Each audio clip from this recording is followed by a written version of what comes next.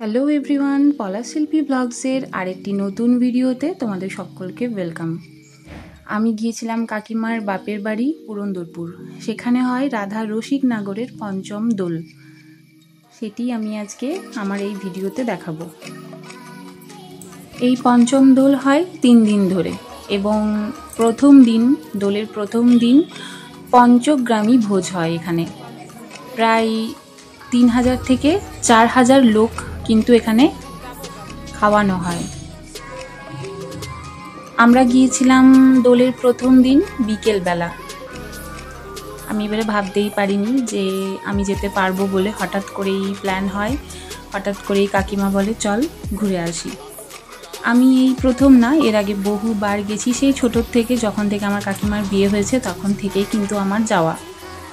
এবারে গিয়ে আমি যেটা নতুন দেখলাম সেটা হচ্ছে দোল মন্দির ও রাস মন্দিরকে আরও নতুনভাবে প্রতিষ্ঠা করা হয়েছে, নতুনভাবে রং করা হয়েছে এবং দেখতে এত সুন্দর লাগছে।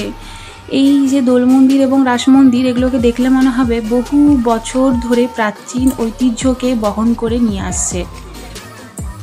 আমি একটু চারদিকটা ঘুরে ঘুরে ভিডিও করছিলাম।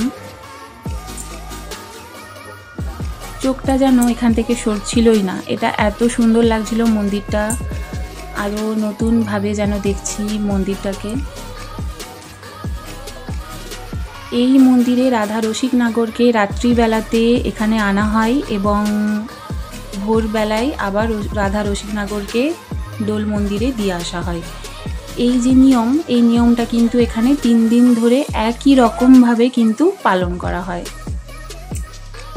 এখানে দোল যেরকম বিখ্যাত, রাসও কিন্তু সেই একই রকমভাবেই কিন্তু বিখ্যাত। দাঁড়াও, তোমাদেরকে রাস মন্দিরটা আমি দেখাই। ওই যে দূরে, ওটা হচ্ছে রাস মন্দির। তারপর আমরা চলে গিয়েছিলাম মেলাতে এবং মেলায় গিয়ে মাম্মাম একটু এনজয় করছিল। মাম্মাম মেলা এতটাই পছন্দ করে যে কি বলবো, মানে আমার মনে হয় সব বাচ্চারাই মেলা ভীষণই পছন্দ করে।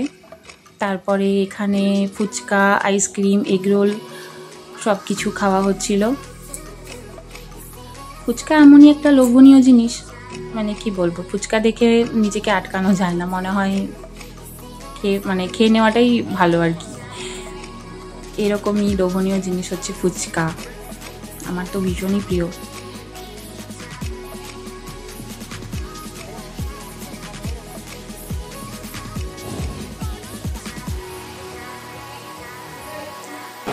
এরপর বাড়ি ফিরে ছাদের থেকে এই যে ঠাকুর বেরোনোর দৃশ্যটা আমি ভিডিও করছিলাম। এটা এতটা সুন্দর, আমি এটা মুখে বলে বোঝাতে পারবো না। এত মানুষের এত ভক্তি, এবং এই রাধা রসিকনগরের কাছে মন থেকে যদি কিছু প্রার্থনা করা হয়, তিনি কিন্তু কাউকে ফেরান না। এটা আমার মনের একদম ভীষণ একটা বিশ্বাস।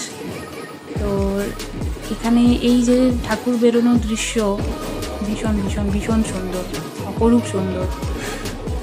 এই রকমভাবেই কিন্তু 3 দিন ধরে ঠাকুরকে ওই দোল মন্দিরে রেখে দিয়ে আসা হয়, আবার ভোরবেলায় কিন্তু নিয়ে আসা হয়।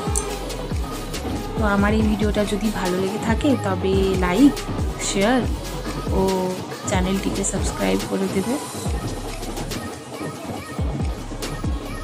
আজকের মতো এই পর্যন্তই। আবার আসবো অন্য কোনো ভিডিও নিয়ে। ততদিনের জন্য টাটা।